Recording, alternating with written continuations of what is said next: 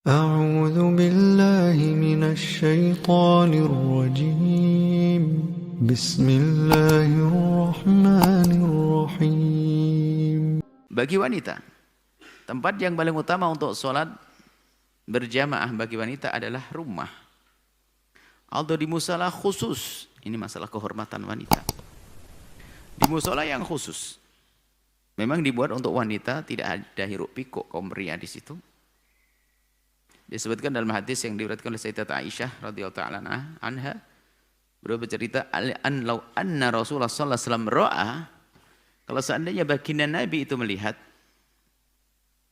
ma ahdatsan nisa'u, apa yang dilakukan dari wanita, lama na'ahunna, nisaya baginda Nabi melarang mereka al masjid, untuk ke masjid. Pada zaman Nabi istri baginda Nabi ke masjid. Ada wanita-wanita pada zaman Nabi ke masjid. Cuman ke belakang itu ada hal yang diingkari. Sisi adab, sisi tata krama, sisi kemuliaan. Sehingga ini yang dikatakan oleh Sayyidat Aisyah, kalau seandainya Rasul melihat, niscaya akan melarang mereka untuk ke masjid. Seperti kama muni'at nisa'u Bani Israel, seperti dulu pernah dilarang wanita-wanita Bani Israel untuk datang ke masjid. Dari sini para ulama memahami bahwasanya sholat di masjid nggak ada masalah perempuan, asalkan aman dari fitnah. Dari fitnah itu dia tidak menggoda dan dia tidak digoda.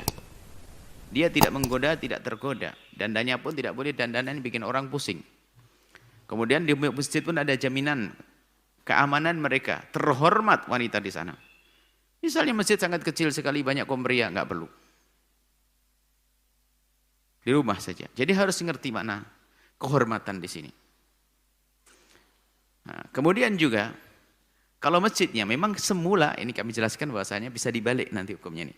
Dalam memadukan hadis yang lain apa? Hadis lain berbunyi ini, la tamna'u ima Allahi an masajidillahi, jangan kalian larang wanita-wanita itu, ima Allah itu wanita-wanita Allah, umat wanita-wanita, kaum wanita maksudnya, ima Allah itu. An masajidillahi, dari masjid. Maksudnya ada satu hadis menerangkan, Siti Aisyah menjelaskan bahasanya kalau seandainya Nabi melihat apa yang dilakukan para wanita saat ini, niscaya Nabi akan melarang mereka ke masjid. Ada riwayat lain Nabi melarang kaum pria untuk melarang wanita pergi ke masjid. Ini kayak bertentangan. Maka dijelaskan, dalam memadukan dua hadis tersebut di atas, para ulama menyimpulkan bahwa wanita tidak dilarang menuju masjid. Dan jika ingin ke masjid harus dengan memenuhi adab, serta aman dari fitnah, tidak terganggu dan tidak mengganggu orang lain. Ada perempuan menjadikan orang ganggu orang lain, orang jadi penasaran dengan dia, nggak khusyuk karena ada dia, masalah.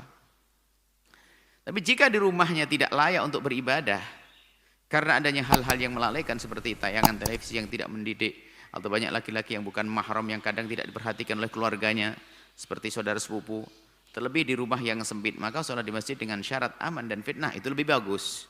Artinya, ada sebagian rumah kita itu tidak sehat, rumahnya kecil. Di situ bercampur laki perempuan yang bukan mahram, ada sepupu, ada ini. Sehingga wanita kalau sholat di situ terasa tidak aman, maka lebih baik di masjid dalam keadaan seperti itu. Adapun bagi wanita yang rumahnya aman dan nyaman untuk beribadah, maka baginya sholat di rumah adalah lebih utama. Sholat fardu tadi. Kalau sholat sunat jelas sama lagi perempuan, sholat sunnah lebih utama di rumah. Baik. Kita buat catatan kecil peringatan. Wanita tidak dilarang datang ke masjid untuk sholat berjamaah. Enggak, boleh. Sebab ada sebagian melarang. Enggak, la tamna'u ima Allahi an masajidillahi. Akan tapi ia harus datang dengan terhormat. Tidak memakai wewangian dan tidak berdandan secara berlebihan. Ini adalah wanita. Baik, selesai ya. Kalau kaum pria hendaknya ke masjid. Kalau tidak bisa ke masjid, di gudang, di pabrik, di mana saja. Yang penting jangan tidak melakukan sholat berjamaah sebisa mungkin. Biarpun kita, seandainya kita mengambil pendapat yang sunnah, harus diagungkan dong sunnah Nabi. Apalagi fardu kifayah. Ya, supaya tidak ngentengin masalah hal-hal semacam ini.